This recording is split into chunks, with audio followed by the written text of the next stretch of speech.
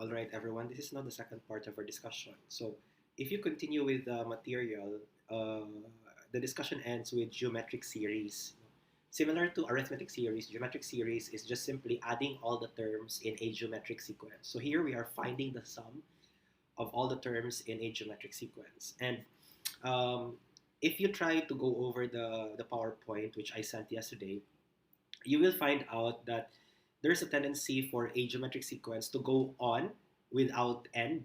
We called it infinite.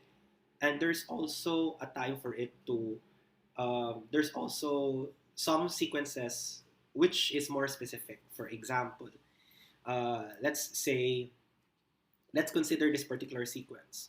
Let's say the sequence decreases by half each time. So we start with 8, for example, and then we have 4, we have 2, we have 1, we have 1 half, we have 1/4, and so on. Okay, so this is an example of a geometric sequence wherein your r here is actually equal to 1 half.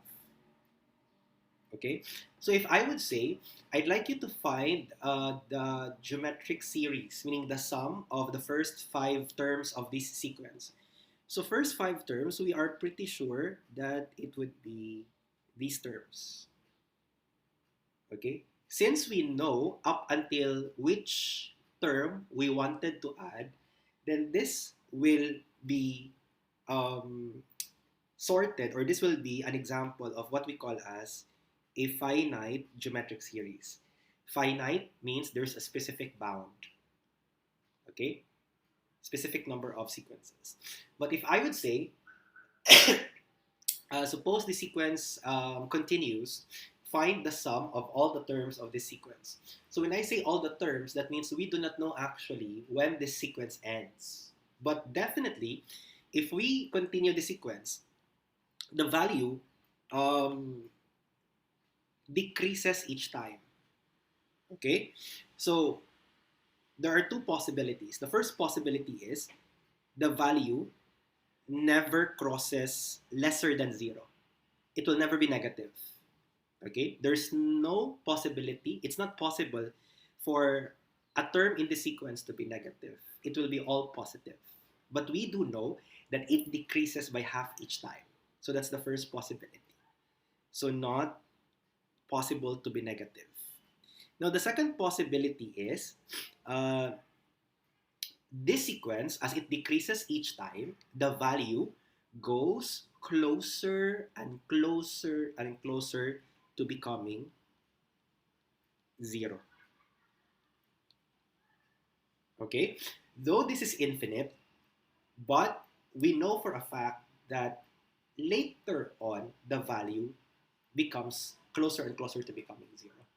But because we do not know specifically up until which term we're gonna add, then this will be considered as part of infinite geometric series.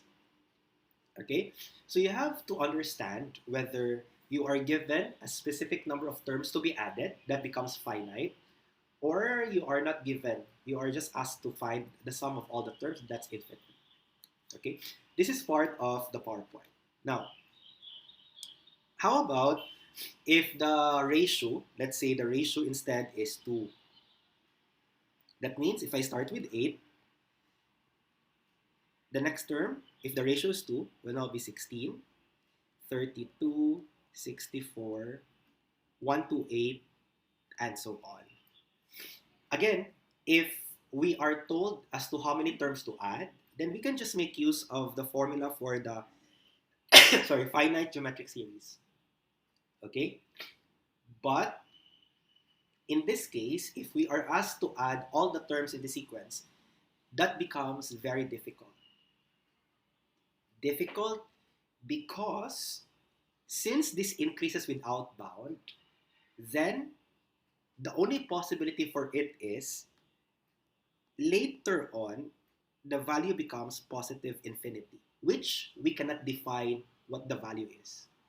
Unlike the previous example on top, the one that decreases by half, we are pretty sure that the value stops at 0. Actually, it never crosses 0. It just goes closer and closer to 0. But we know for a fact that it never goes down below 0. So basically, there is some sort of a lower boundary. However, in this example, wherein our rate is greater than 1, as it increases, because if it's greater than 1, the sequence increases. As it increases, the value tends to approach positive infinity, at which positive infinity, we don't know what that exact value is. Thus, we cannot apply infinite geometric series. Okay? To summarize everything, finite geometric series can only be applied if we do know a specific number of terms to be added in a geometric sequence. Just make sure that the sequence is geometric. But for infinite, we can only apply it if your ratio is lesser than 1. Okay? But what if the ratio is equal to 1? If it's equal to 1, then the terms in the sequence will all just be the same. Because you are multiplying the same number. You're multiplying once, you're getting the same number each time. Okay? That's it. So let's now try to solve some of the problems here. Pause this video and try to read the situation. If you have answered this already, try to review your answer, and then once you are done, play the video to check and verify your answer. All right. So if you try to look at this, let me just erase this part here. I'm so sorry. Okay. So if you try to look at this one, so if you have read the problem already, we know for a fact that the smallest segment is actually measured as 1 centimeter. That means this is 1 centimeter. And the rest increases by 1.4 each time. So we know already that our u sub 1 is equal to 1. Our ratio, common ratio, is equal to 1.4. Here we are asked of the longest segment. And the longest segment obviously is the last segment. So all we have to do is just to count the position of this segment. This is the first term, second, third, fourth, fifth, sixth, and seventh. Excuse me, sorry.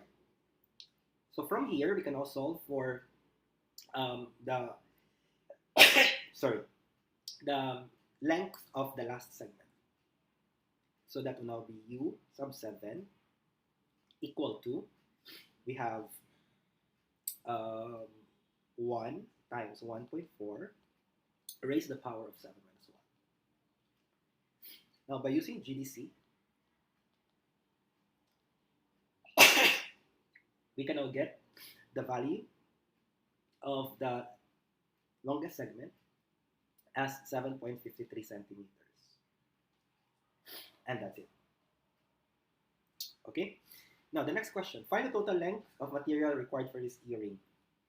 Now, since we know that number 1, it follows a geometric sequence, then finding the total length is just like adding all the individual segments. So this tells us that we are going to make use of a geometric series. Second, we do know that there are 7 segments. Therefore, we know how many terms to be added. So this tells us that this is an example of a finite geometric series. So we have to make use of the formula, which is u sub 1, which we do know, r raised to the power of n minus 1, and then r minus 1. So we can just go ahead and solve for the total length. S sub 7, because there are 7 segments, is equal to, we have 1 times 1.4 raised to 7. Make sure that you follow the correct formula. The minus 1 is not a superscript. It's not part of an exponent, but rather it's minus 1. This is the entire thing minus 1. So be careful. All over, we have 1.4 minus 1. This is using the formula. So GDC S sub 7 is equal to 23.85 centimeters. And that's how we can solve it. Excuse me for a while.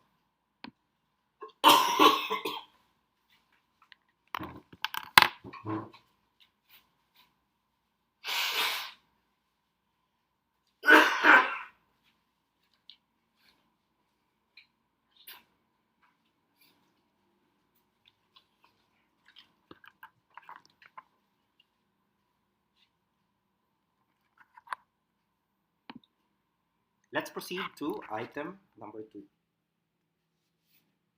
So pause this video once more and try to compare your answers that with what you did yesterday. All right. So in this case, it's already stated that the ball bounced 75% of its original height. That means the common ratio here will just be 0.75. Okay? So if let's say it started with 10 meters, that means we expect it to be like 7.5 meters after the first bounce. So the ratio is 0.75. Now, for the expression of the nth term, meaning we wanted to find the formula of the nth term, and the nth term is u sub n.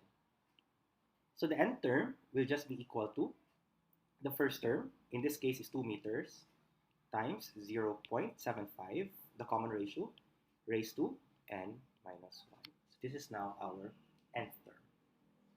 Okay, let's have letter B. Comment on whether or not the ball would ever stop bouncing under the proposed model. So if we try to go back on top here, as what I've told you, as this decreases by a certain amount, like if the ratio is lesser than 1, the value decreases each time in a geometric sequence. Again, it does not cross the negative value, and it goes closer to closer to become 0, but never reaches 0. Hence, if it never reaches 0, it's the same way saying that it will never stop bouncing. Therefore, in this particular model, we expect the ball to not stop bouncing. Though the height becomes very, very small each time, it goes closer and closer to 0, but never reaches 0. Okay? So therefore, we say that this is no. But this is not realistic because in reality, the ball actually stops. Okay, but in this particular model, the geometric sequence, the ball, the height just goes closer and closer to becoming 0, but never become 0. Okay, if the ball continues bounces if the ball continues to bounce indefinitely, calculate the total distance. So there's indefinite bouncing. Since this is indefinite, so we have to make use of infinite geometric series. So looking at the formula, we just need the first term over 1 minus r. Okay, so we now have s sub n because we don't know up until which term it's indefinite or it's an infinite. First term is 2 over 1 minus r, 0.75. So this gives us a value of 8 meters. So we can predict that the ball bounces with a total height of 8 meters for the entire course. Okay, and that's it. Pause this video if you need to copy down notes. All right. Now for item number 3, let's skip this for a while because it needs a lot of thinking, which I will give you a feedback later on. So we'll just reserve this. I think the examples are enough for you to be able to answer the worksheet, so this will be reserved later on. Let's now proceed to the last item, item number 4. Now, for item number 4, pause this video, compare your answers that of yesterday. Okay. Now, assuming that you have read this already, so here you are asked of the common ratio. Now, my dear students, this is not the common ratio, but we do know that it decreases by this much each time. That means if the time if the original amount is 100%, be careful. This one, the next day of practice, this 100% will be decreased by 0.2%. That means the amount remaining will just be 99.8%. So you have to be very, very careful. Okay? Now, converting this into different forms, we can write this as 99.8 over 100, or simply 0.998. Now, this becomes our common ratio. All right? Now, how long is she expected to swim after 5 days of practice? That means if the time it takes for her to swim decreases by this particular ratio, how long is she expected at the end of 5 days of practice? So that's the way. That's the same way saying that what is the fifth term? So you have u sub 5 is equal to, first term is 30.4 multiplied by 0.998 times 5 minus 1. Alright? So if you're going to solve this one using your calculator,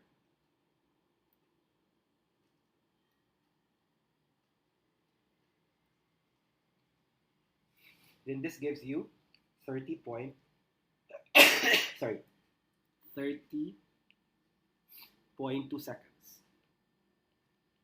So this is how long he can swim at, after 5 days of practice.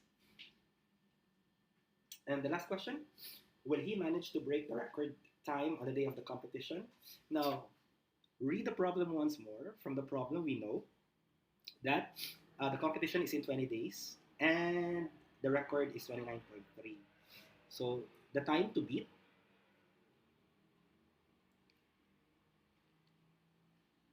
is 29.3, and then the days remaining is, this is your n, is actually 20 days. So let's try to see how long she can swim after 20 days.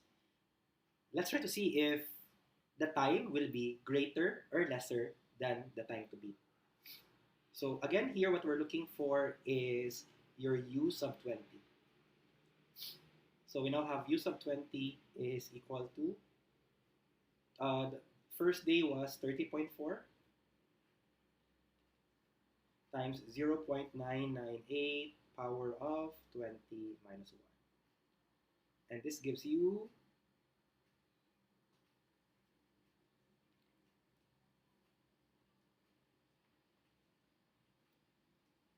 29.27 if you are to be more exact.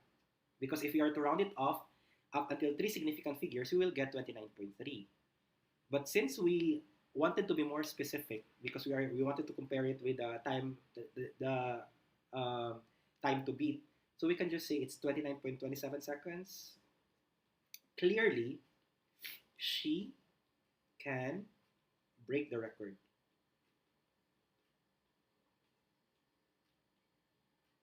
After 20 days.